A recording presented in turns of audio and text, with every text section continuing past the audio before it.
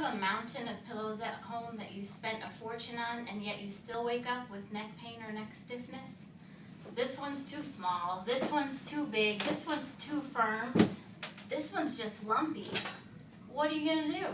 Well, I'm Dr. Megan Von Holtz and I would like to help you with that dilemma. So, let's talk about one thing before we even talk about what type of pillow would be best for you.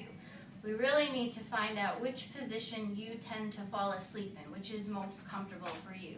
Do you sleep on your stomach, your back, or your side? First bit of bad news. Unfortunately, if you're a stomach sleeper, I really need you to stop sleeping on your stomach because unfortunately, biomechanically, there really isn't a great way to sleep on your stomach and not develop neck or back problems in the future. So if you do sleep on your stomach, it takes a bit of work, but you need to figure out a way to try to sleep on your side or your back. So for sleeping on your side or your back, we really need to look at what is normal posture. So we're going to use Gertrude here to help us.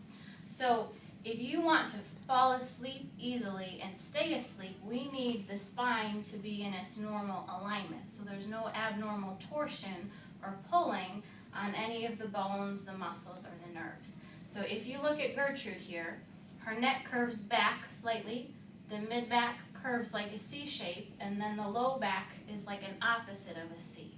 So if I was to lay her on her back, you can see how there's a little bit of a kind of a curve here and here.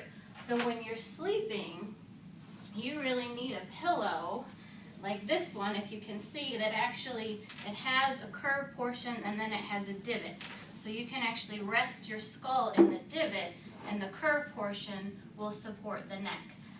Now really, we've tried to have people sleep with pillows on their back, but it's pretty uncomfortable. It's better actually if you bend your knees, say 30 or 45 degrees and put a pillow under your knees to support that, automatically you'll cause this curve and it'll keep the spine lined up and you should sleep comfortably. Now, side sleeping.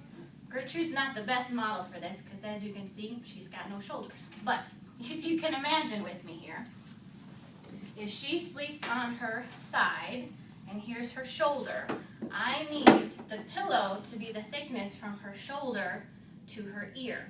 If it's too big, her spine will not be even. If it's too little, her spine won't be even. We really want it to keep this nice straight shape.